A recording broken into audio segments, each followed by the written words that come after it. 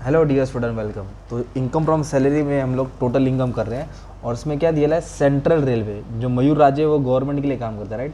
तो उसका सैलरी का पार्ट दिया है, अदर इन्फॉर्मेशन दिया है, डिडक्शन दिया है। तो इस पर बहुत सारी न्यू चीज़ दी है, तो अच्छे से ट्राई करता हूँ, कोशिश करता हूँ तुम लोग अच्छे से आ जाए, राइट। तो सबसे पहले भी हम लोग को क्या करना है, इनकम फ्रॉम सैलरी सॉल्व करें ना। तो पहले याद करो डिडक्शन। डिडक्शन मतलब कम करना पड़ेगा। तो standard deduction, there is fix deduction है, 50,000 तो कम करना ही है, फिक्स है वो, ओके। ब्रैकेट में डाल देंगे। फिर क्वेश्चन में देखने का कोई प्रोफेशनल टैक्स है क्या, वो भी डिडक्शन में डाल देंगे। हाँ, प्रोफेशनल टैक्स कितना दिया, 2,500, मतलब वो भी डिडक्शन में आता है, राइट। तो सैलरी में कंपलसरी डिडक्शन क्या है, स्टैंडर्ड डिडक्शन। अगर प्रोफेशनल टैक्स है तो उसको भी कम करेंगे, ओके। तो इनकम फ्रॉम सैलरी मतलब अभी हमको रीड करना पड़ेगा। जो राज्य है सेंट्रल रेवन्यू में काम करता है उसको बेसिक सैलरी कितना मिला, 60,000 पर मंथ। तो हम लोग क्या लिखेंगे, basic salary. It is a part of salary, तो लिखेंगे बेसिक सैलरी। क्या कैलकुलेशन, 16,000 पर मंथ, तो इंटू 12 करेंगे, राइट। तो 12 से मल्टीप्लाई करेंगे तो 7,20,000 आ जाएगा, राइट। तो इसकी सैलरी होगी 7,20,000 साल की, सिंपल है ना। फिर इसके बाद बोले उसको डीएनएस अलाउंस मिल रहा है, मतलब सैलरी के साथ अलग से उसको अटैच करके अमाउंट पे किया जा रहा है। तो डीएनएस अलाउंस की क्या कंडीशन दिया है, 15,000 पर मंथ, मीन्स एक महीने का 15,000। तो फिर इसको इंटू क्या कर देंगे हम लोग, 12 कर देंगे, तो अपने को मिल जाएगा 1,80,000। ये भी सैलरी का पार्ट होता है ना। नेक्स्ट क्या मिला उसको मालूम है क्या, एनकेशमेंट ऑफ लीव, मतलब होता है जो छुट्टी का पैसा जमा हुआ उसका, वो मिला। मीन्स वो जॉब पे आता था, उसका छुट्टी एक्यूमुलेट हुआ तो उसको छुट्टी का पैसा भर के मिला। तो उसको भी ये भी बोल सकते हैं लीव एनकेशमेंट। क्या बोलेंगे, लीव एनकेशमेंट। तो कितना रिसीव किया उसने, 20,000 मिला, वो भी टैक्सेबल है। नेक्स्ट बोला है special bonus for completion of 100 years, for completion of 100 years of central railway, मतलब उसको रेलवे ने अच्छा खासा 100 साल पूरा किया है और उसको बोनस मिला है। तो बोनस कितना दे दिया, 50,000 मिला, तो भी टैक्सेबल है, ओके। बोनस भी क्या है, टैक्सेबल है। फिर उसके बाद क्या बोला है कि एक्सपेंस हुआ medical treatment for his wife. आप लोग वहाँ बैठिए, इन्वेस्टमेंट कर लिए, नहीं है ना। अच्छा, उन लोगों को क्या मिला, medical treatment for his wife in hospital of central railway, मतलब वो गवर्नमेंट की तरफ से उसको हॉस्पिटल का एक्सपेंस मिला है। तो जब गवर्नमेंट एम्प्लॉय और उसका खर्चा हॉस्पिटल का गवर्नमेंट उठाएगा तो उसको कंसिडर नहीं करेंगे, उसको एग्जाम कर देंगे, मतलब उसको लेना नहीं है। हाँ, अगर प्राइवेट हॉस्पिटल रहता तो फिर वो टैक्सेबल होता। तो गवर्नमेंट हॉस्पिटल, गवर्नमेंट एम्प्लॉय और उसका एक्सपेंडिचर भी कौन प्रोवाइड किया, गवर्नमेंट, तो उसको टैक्सेबल नहीं लेंगे, तो उसको छोड़ देंगे, ओके। उसको कंसिडर नहीं करना है, मीन्स ये अमाउंट नहीं आएगा, है ना। तो सैलरी में क्या है, सैलरी आया, अलाउंस आया, लीव आया, स्पेशल बोनस आया, और इसको हमने हटा दिया तो अभी और कुछ पार्ट नहीं मिला है। तो इसको हम लोग सिंपली क्या कर देंगे, ऐड कर देंगे, लोग आराम से। तो इसको ऐड कर देंगे ना, अपने को टोटल सैलरी मिल जाएगा 9,70,000, ये हो जाएगा ग्रॉस सैलरी।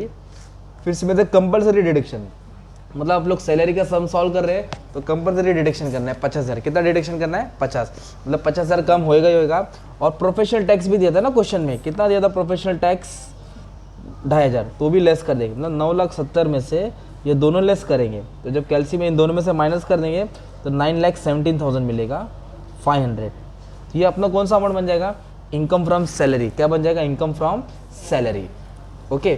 मतलब जो मयूर है सैलरी से इसने अर्न किया है। फिर इनकम फ्रॉम अदर सोर्स का मतलब क्या होता है, उसको यहाँ वहाँ से पैसा आया। तो जो बंदा है मयूर, उसको अलग अलग जगह से पैसा आ रहा है। देखो ना, interest on government securities, dividend आया, interest on saving account, interest on post saving account, he receive cash gift 15,000 from friend, daughter marriage. तो उसको 5 सोर्स से पैसा है, तो पाँचों का नाम फटक से यहाँ लिखना पड़ेगा, राइट। तो पहले क्या नाम आया उसको, एक इंटरेस्ट मिला, कहाँ से मिला, इंटरेस्ट ऑन गवर्नमेंट सिक्योरिटीज़। फिर उसको डिविडेंड मिला है, डिविडेंड कहाँ से मिला है, HDFC से मिला है। फिर इसको फिर से इंटरेस्ट मिला है, interest on saving bank account, मतलब सेविंग अकाउंट पे इंटरेस्ट मिला है, मैं इधर स्टार बनाया समझाता हूँ। फिर एक इंटरेस्ट मिला है पोस्ट ऑफिस पे, इसके पीछे भी कहानी है वो भी समझाता हूँ। और उसको गिफ्ट मिला है, क्या मिला है, एक गिफ्ट मिला है। तो अभी अपने नॉलेज के हिसाब से अपने को स्टडी करना पड़ेगा कि कौन सा इनकम टैक्सेबल है, कौन सा इनकम टैक्सेबल नहीं है। तो कैसे तुमको हेल्प करूँ, समझाता हूँ। ये जो दिख रहा है ना पार्ट, ये सब टैक्सेबल इनकम है, मतलब इसके ऊपर टैक्स लगेगा, ओके, इसके ऊपर टैक्स आएगा अमाउंट। और ये जो दिख रहा है ये वाला पार्ट, ये नॉन टैक्सेबल है, इस पर टैक्स नहीं लगेगा, मतलब ये जो भी एक्सपेंडिचर इनकम जनरेट हुआ है इस पर माफ़ है और इस पर टैक्सेबल है। तो और मैं तुम लोग एक्सप्लेन कराने की कोशिश करता हूँ। तो इंटरेस्ट ऑन गवर्नमेंट सिक्योरिटीज, तो गवर्नमेंट से जो भी पैसा आया ना, मतलब गवर्नमेंट के पास बॉन्ड में हमने जमा किया है या गवर्नमेंट को लोन दिया है, उस पर जो भी इंटरेस्ट है तो वो टैक्सेबल होता है। तो फिर इसके अब टैक्सेबल का मतलब होता है अमाउंट को लिखना है, उस पर टैक्स लगेगा। Dividend whether from Indian company और फॉरेन कंपनी और कोऑपरेटिव कंपनी, डिविडेंड कोई भी कंपनी करें तो वो भी टैक्सेबल है। तो डिविडेंड कितना है 5000, वो भी टैक्सेबल है। देन इसको क्या मिला, इंटरेस्ट मिला सेविंग बैंक अकाउंट, जो सेविंग अकाउंट ओपन करते हैं उस पर इंटरेस्ट आया तो वो भी टैक्सेबल है। स्टार के बनाए मैं लास्ट में डिडक्शन में समझाता हूँ, मतलब इंटरेस्ट ऑन सेविंग अकाउंट वो भी टैक्सेबल है। अभी इधर दो चीज़ तुमको सीखना पड़ेगा, क्या है, तो पहले गिफ्ट का बताता हूँ। देखो फ्रेंड्स लोग ने गिफ्ट दिया शादी में, राइट, तो अगर फ्रेंड सर्कल मतलब जो खून का रिश्ता है या फ्रेंड सर्कल, तो एक लिमिट होता है। अगर दोस्त लोग ने गिफ्ट दिया है और वो 50,000 से ज़्यादा है तो टैक्सेबल है। अगर दोस्त लोग ने गिफ्ट दिया 10,000, 20,000, 30,000 तो माफ़ होता है, एग्जेम्प्ट होता है, तो उसको टैक्सेबल नहीं लिखते ना। पर लिमिट कितना है 50,000 है, और दोस्त लोग का गिफ्ट का अमाउंट कितना है 51, तो it is more than 50 and it is taxable. तो इसके लिए मैंने अमाउंट को यहाँ शो किया। अगर मान लो गिफ्ट 49,000 दिया रहता ना तो एग्जेम्प्ट करते, डैश मारते, अमाउंट को हिसाब में नहीं लेते, राइट। अब इधर एक न्यू क्या है, इंटरेस्ट ऑन पोस्ट ऑफिस, मतलब जो पोस्ट ऑफिस होता है वहाँ बैंक अकाउंट खोला, उसको वहाँ से 3,500 रुपये मिला है।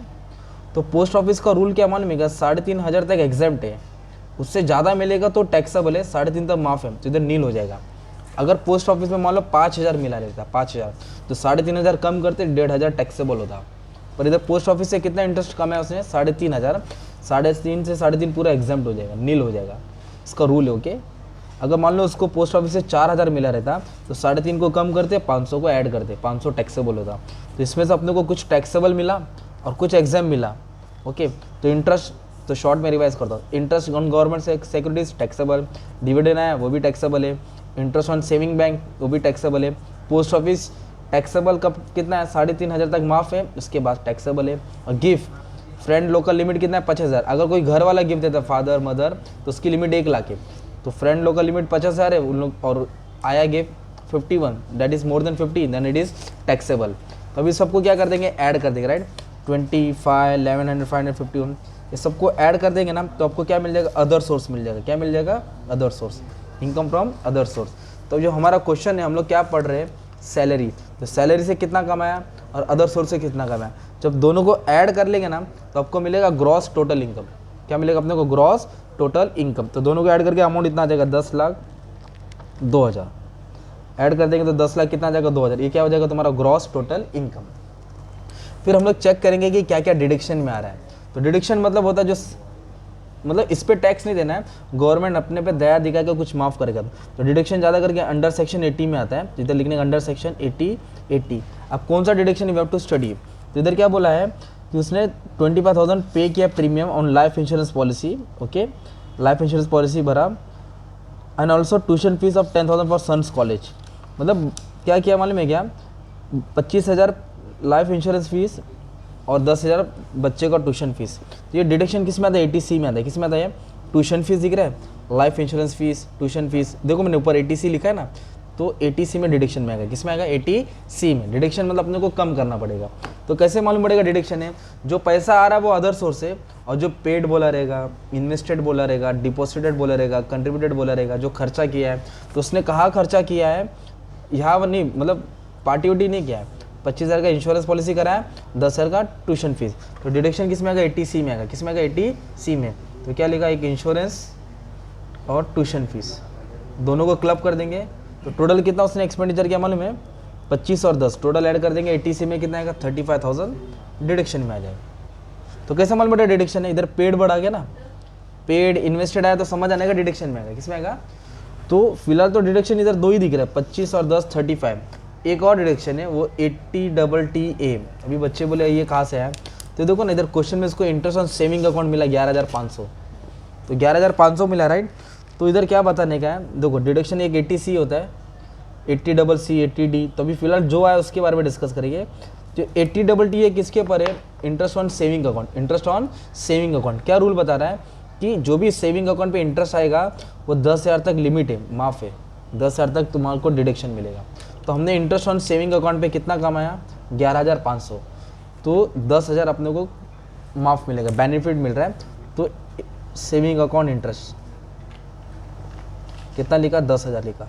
मतलब क्या हुआ कि आपको 11,500 अपने कमाया ना, उसमें 10,000 आपका माफ़ होएगा, उससे ज़्यादा नहीं होगा। अगर आपको 20,000 भी मिला ना तो भी 10,000 माफ़ होएगा। अगर आपको 3,000 मिला तो 3,000 माफ़ करेंगे, पर 10 से ज़्यादा डिडक्शन नहीं आएगा। 10,000 क्या है, लिमिट है, 10,000 क्या है, लिमिट है, किस में लिमिट है? इंटरेस्ट ऑन सेविंग अकाउंट पे। मतलब आपको जितना भी इंटरेस्ट मिलेगा सेविंग अकाउंट पे 50,000, 1,00,000, 10,000 ही गवर्नमेंट माफ़ करेगा, बाकी पे टैक्स लगाएगा। तो फिर डिडक्शन इतना मिला, तो इन दोनों को ऐड करके 45,000 आ जाएगा। तो ये ग्रॉस सैलरी था और ये डिडक्शन था, तो इसमें से ये डिडक्शन क्या कर देंगे? माइनस कर देंगे। फिर जो फाइनल अमाउंट मिलेगा तुमको 9,62,000, ये तुम्हारा क्या है? टैक्सेबल अमाउंट है। जो भी टैक्स लगेगा इस पे लगेगा, गवर्नमेंट इस पे टैक्स चार्ज करेगा, इस पे नहीं। इस पे क्यों नहीं? क्योंकि तुमने कुछ अमाउंट अच्छी जगह पे स्पेंड किया ना, इसलिए वो अमाउंट कट गया। तो फाइनल अमाउंट जो बता उस पर गवर्नमेंट टैक्स लेगा। तो ऐसा सैलरी का सम सॉल्व करते हैं, राइट।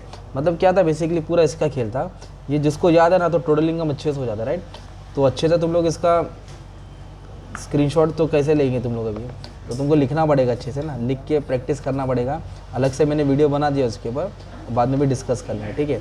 तो दो डिडक्शन मिलेगी, टीसी में मिला इंश्योरेंस प्रीमियम, ट्यूशन फीस और एक सेविंग अकाउंट का लिमिट कितना है? 10,000। तो एक टाइप का सम था जो गवर्नमेंट एम्प्लॉय था, वो तुम लोगों ने सम सॉल्व किया।